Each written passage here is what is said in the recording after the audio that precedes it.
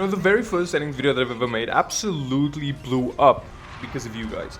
And you know what, even though the video had so many views, the thing that actually made me happy of that video was the fact that I was able to help as many people as I did. Because I did not expect that. So I just want to thank you guys for actually making that video blow up as much as it did, because I legitimately couldn't have imagined it doing as well as it did. But I don't want to waste your time. So in this video, I am going to explain to you what these settings do, how they work, and how you can customize them to your own liking. On top of that, I'm going to give you all the other settings that I usually fail to mention, you know, the Widow Sense, Ana, Ashe, all those things, as well as just some general tips when you play Overwatch. You know what these settings do, how they work, and how to customize them already. I'm going to leave timestamps in this video so you can just skip ahead to the part that you need. First up, we have horizontal and vertical sensitivity. So these you can have as high and as low as you want them to. But in my opinion, having them both on 100 actually is beneficial in this game in particular. Because having a lower sense usually means that you're going to have a harder time, you know, fighting back against people that dive you. You know, Winston, Tracer, even Sombra, when they just show up behind you, you need to be able to react as fast as humanly possible. But if you do struggle with the speed of these settings, I would recommend getting an extended thumbstick just to be able to control the speed and smaller movements a little bit better when it's as fast as it is. But if you don't have that, you can always just lower the sense, or you can just lower the dead zone of your controller. Then we have aim assist strength and window size. So your aim assist strength you obviously want as strong as possible to get as much aim assist as you possibly can. But when it comes to window size, I would not recommend going higher than 50%, because when you try and shoot at a group of people, your aim will struggle to stick onto one singular person. For example, if you shoot at a Pharah, Mercy, or even an Echo just flying around, the thing that you want to do is you want to be able to focus on that one target to get them out of the fight. It's going to be harder if you have a 100% window size and your aim assist just keeps sticking to other targets, maybe closer to you. So heroes like Ashe, Ana, even Widow, I have this set to 30 just to be able to make sure that my target priority is on point. Then we have aim assist ease in. So basically what this setting does, it controls how quickly your aim assist kicks in when you're targeting an enemy. So for example, if you use 0 aim assist ease in, your aim assist will kick in much more dramatically than it would if you had it on, let's say, 100. So on 0, you'll see when I reach the target's hitbox, it immediately slows down. So let's say you set it onto 100, you'll see a massive difference instantly. So instead of it having the full slow effect when it reaches the hitbox, it'll gradually slow down until you reach the player. But I also have to mention that if you play on PlayStation, you can have this as low as 0 and it won't affect you as much. But if you play on Xbox, for some reason the value just feels way stronger. So on Xbox, I would recommend having this at around 70 to 100, but on PlayStation you can have this as low as 0. I honestly can't tell you why the values feel different, but it really does feel different. If you have both an Xbox and a PlayStation, try it out for yourself and you'll see how strong it is on Xbox compared to PlayStation. Then moving on to aim smoothing. So this is pretty simple. So if you struggle to shoot at long range and you feel like your aim is just a little twitchy, basically what this will do is it'll just smooth out the movements that you make on your thumbstick. So having this value on 0, you will struggle a little bit with long range, but if that's what you prefer, you can use it.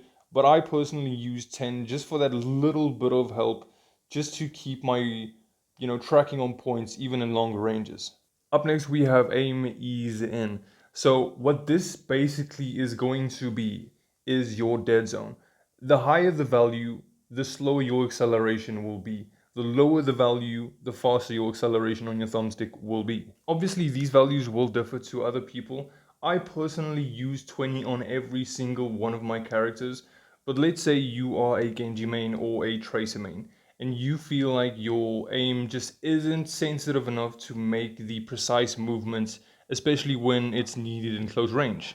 You'd obviously want to lower these values so you can make more precise movements, hit more headshots in closer range. But let's say you are a Widow or a Ashe main, where you are mostly shooting from longer to mid range, you'd obviously want this to be a little bit higher, like around 20 to 25. So you can make smaller movements and just be more accurate in longer ranges. So what I would recommend is playing around with these values. If you play longer range heroes, up the value. Close range, lower the value. But if you play multiple characters, at least you can change them individually. So you can always lower the value for your close range heroes and then up the value for your longer range heroes. And then last but not least, on my left stick, I do have it customized. I use override, I use the original value for the inner settings, but for my outer settings, I use 50. And the reason for this is the faster you can strafe around corners, the better, especially when you play hit scan heroes. You need to play cover as best you can in Overwatch, so the faster you can do that, the better. And so the reason that I use my left outer dead zone is just so I can reach the max acceleration of my movement speed, so I can just peek corners quicker and go back to cover when I need it. That being said, I don't use any right stick dead zones only because I find that I change those so much to the point that where it actually screws with my muscle memory. So I would recommend just use aim ease in and just change the values until you feel comfortable with them. With that being said, the settings that I always forget to mention for some reason, my Widow and Ana settings I have on both 38% zoom sensitivity, but for Ash, I have it on 46% zoom sensitivity. And just an added bonus for every Ana main, by the way, every single Genji player loves you if you nano them. Um, I use both 30% window size on both ally and enemy hitboxes. Now that the main settings are out of the way, and I hoped it helped you. If it did, remember to like the video. It really helps the channel.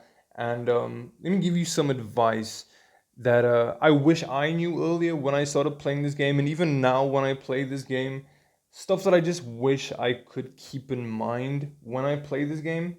So the first piece of advice that I could give you guys is to, and this is gonna sound funny, stop searching for settings videos.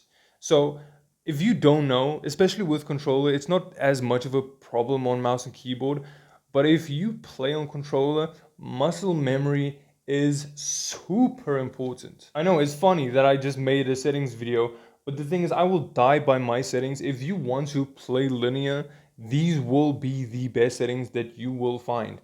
But the point that I'm trying to make, if you play dual zone or exponential ramp, if you play those aim techniques, I would recommend staying on them. If you've been playing on them for years and you still feel like they are somewhat comfortable to you, stick to them. And the second piece of advice that I can give you is, you know what, I've been playing FPS games my entire life. As long as I can remember, I have been playing FPS games, and there's no game that stresses me out as much as Overwatch does. So just keep in mind, you can't control your teammates, you can't control what the enemy team does.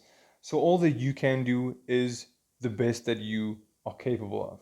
And that's not saying that, you shouldn't be trying as hard as you do every game, because you should, because the point of these games is to win. Quick play or ranked, the goal of that game is to win at the end of the day.